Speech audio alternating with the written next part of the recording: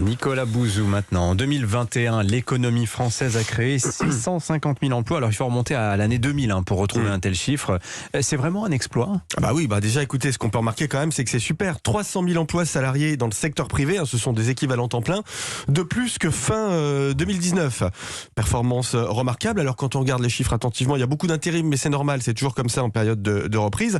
Même l'emploi industriel reprend. Alors pour être tout à fait précis, on n'a pas retrouvé le niveau d'avant-crise en matière d'emploi industriel, mais ça remonte quand même depuis un an. Moi quand même, la question que j'ai envie de poser, je vous la pose d'ailleurs Dimitri, c'est, on vous aurait dit ça il y a un an. Il y a un an, on vous aurait dit, écoutez, on a traversé la crise économique la plus grave depuis 8 décennies et dans 12 mois, on aura un marché du travail qui sera à un niveau record. On aura même des pénuries de main d'œuvre. Est-ce que vous l'auriez cru? Non, j'aurais dit heureux dénouement, souhaitable. Exactement. Voilà. Bon, malgré tout, c'est quand même bizarre d'avoir créé autant de postes. On a à peine retrouvé le niveau d'activité de fin 2019. Ouais, vous avez tout à fait raison, Dimitri. C'est bizarre. En fait, ces chiffres, alors je ne veux choquer personne, mais ils sont presque trop bons.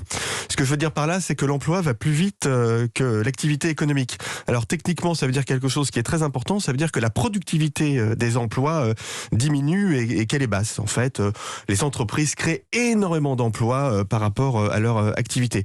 Ça veut dire deux choses pour les trimestres et les années qui viennent. Ça veut dire, première chose, que probablement on va avoir un ralentissement du rythme de ces créations d'emplois. Donc ça, il faut s'y attendre.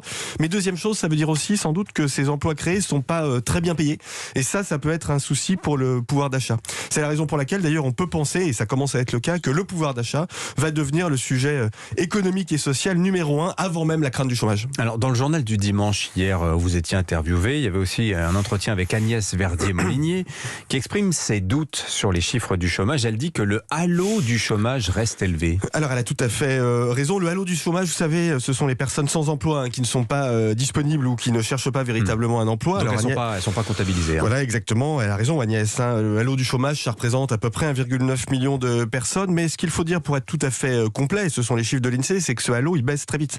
Au troisième trimestre, ce sont les derniers chiffres dont on dispose, il a baissé de 175 000 personnes. Donc ça, c'est notable.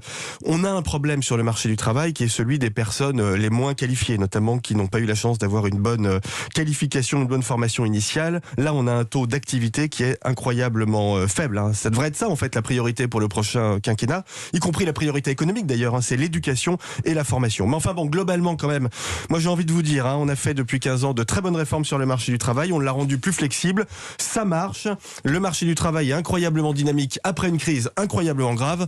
Bravo la France. Incroyable. Voilà. Merci Nicolas Bouzou, excellente journée. Vincent, vous aussi, excellente journée.